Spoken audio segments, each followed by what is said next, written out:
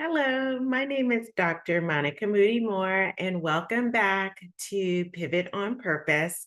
If this is your first time here, thank you for your time and welcome. If you're returning, I'm always glad to welcome you back and see you in the place. A couple of thoughts.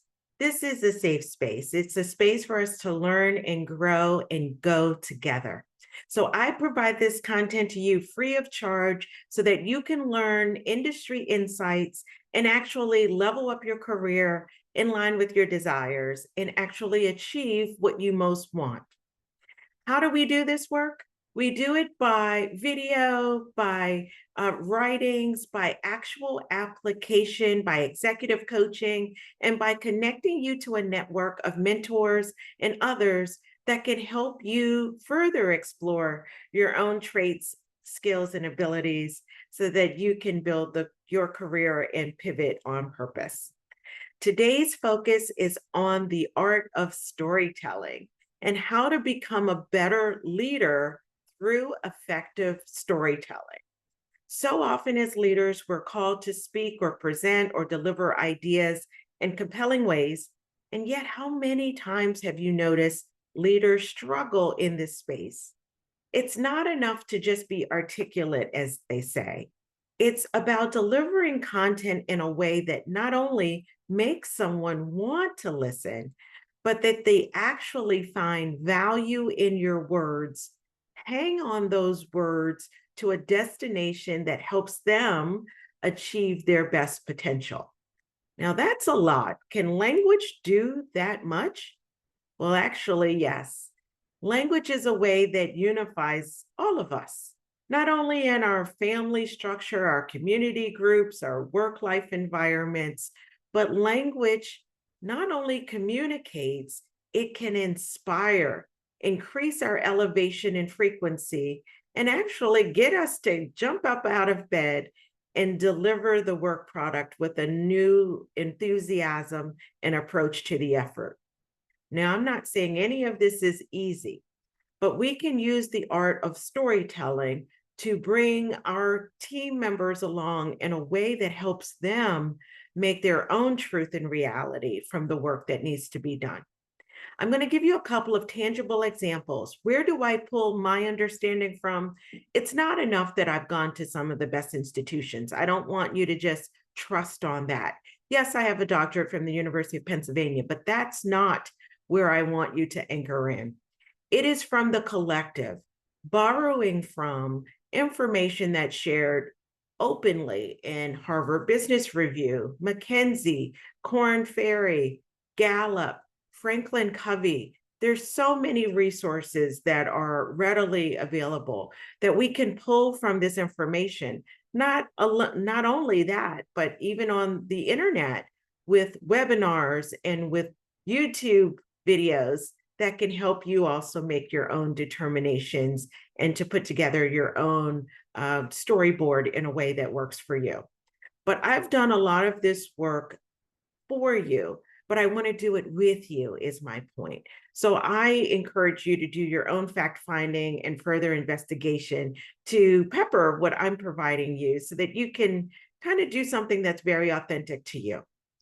The arc of storytelling, and it is an arc, it has a buildup, it has a climax, and it has a release. So as you're giving remarks or that you're leading the team, I want you to think of the whole storyboard, that you have a way to bring the group in, maybe with a powerful quote, maybe with beginning with an enthusiastic embrace, with a smile in your voice, with an understanding of the job to be done. But once you make that point, I want you to freeze for a moment. And in a second, I'll give you examples of what this looks like. But if you're the leader and you're trying to either introduce a new idea to the team or get the team unstuck or out of a situation that they've found limited solutions through, as the leader, instead of just giving answers, I want you to give inspiration for people to find their way using your voice. That's where I'm going with this. So if I'm talking to a team that has struggled with an action item, let's say a deliverable that's coming due, it's not late yet, but the team is experiencing either some malaise or some fracture that's prohibiting their success, I may begin with our finest hour seems to be in front of us. I said a powerful statement. Our finest hour seems to be in front of us. I'm starting with a voice that not only is anchored in belief. I didn't sound unsure. I didn't say, I think we can get there, team. There wasn't a question mark at the end of my statement. It was, in fact, a statement. I believe our finest hour is in front of us. I'm saying to the group with that signal, I believe, I think our finest, something we're proud of, is in front of us. So I'm actually already extending to the team a belief system for something grand, our finest hour. I'm collecting our voice as a singular, our finest hour. I didn't say my dreams are about to come true through your work. I said, our finest hour is in front of us. And I'm going to then build that into a storyboard to help the team imagine for themselves how to take the work, grab it by the horns, and produce a work product that we can all be proud of with a collective strength.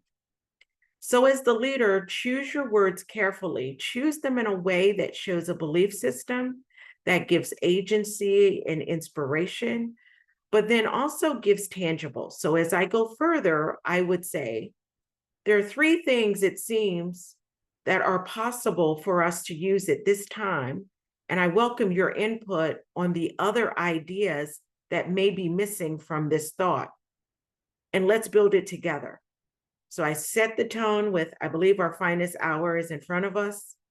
I believe there are three things that we can do that will further our ability to reach our goals, and that I welcome your feedback and understanding as to what all is missing so that we can build this collectively toward our end product or result.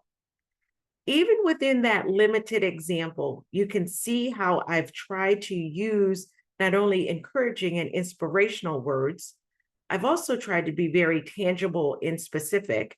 If you were on my team, I would tell you specifically those three things. But then I also leave the door open so that the team feels the space to be able to contribute what all may be missing. But I do it in a way that is so inviting that to not add more means that I know we haven't exhausted all possibilities here.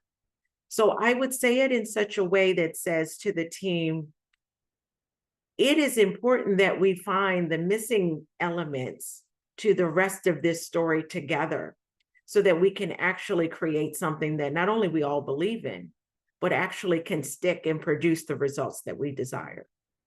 So as you speak, I want you to anchor your words. I want you to be more potent with your speech. I want you to be encouraging and uplifting with your word choice and how you choose to incite the team for further action. I want you to leave doors open rather than to forfeit or foreclose. Now, some people may actually do this approach completely differently from the onset. Instead of the leader beginning with their ideas, these three things, as I said, the leader may begin with, I believe our finest hour is in front of us. And I hope the team can create ideas that have not yet been mentioned or ever achieved in our organization that we can use now to create the solution that we need going forward. That's a slightly nuanced approach to that same exercise, which simply says to create something that has not yet been done. Now, before you go down that road of the free-for-all and the completely open-ended approach, is one, make sure the team has the capacity for either brainstorming in that way or that the time is on your side to be that open-ended. Because once you open Pandora's box of all the things you've never done, you may find not only are there lots of examples, but the team is not within their capacity to start to show up to do something new today. either because there's limited resources, limited time, not enough understanding, why not pick up where we left off, etc. So in this brief example, I'm just trying to set the tone for you to start as the leader, showing up in a way that gives directional pull, but at the same time leaves enough opportunity for the team to lean into possible solutions, contribute ideas, own the activity themselves, and to actually produce the result. The more you use full sentences and you inspire the team with tangibles as well as imaginary and creative language that helps them think differently about the problems, I think you may find a real lane or real runway to lean into to help your team show up differently. This is part one to just get you started. So your homework is to make your own Zoom so that you can actually create for yourself some possible ways that you can start to use language differently. Think of your opening sentences. Think of a couple of examples that you can use to further bring people along that leave doors open for more thinking. And then think of how you can put a bow at the end of your sentences or at the end of your speech so that you really do leave a very inspirational and galvanizing tone in the room so that the team can pick up on where you've left off, hang on your every word, and be able to create things that they didn't even know were possible. Can all this be achieved through using language more effectively? I believe so. But go ahead and test it and give me your feedback. Let me know how it's working for you and how you're able to show up with your team differently to inspire them to learn and grow and produce different results as a result of your storytelling and effective communication. Thanks for your time, and I'll see you next time on Pivot on Purpose.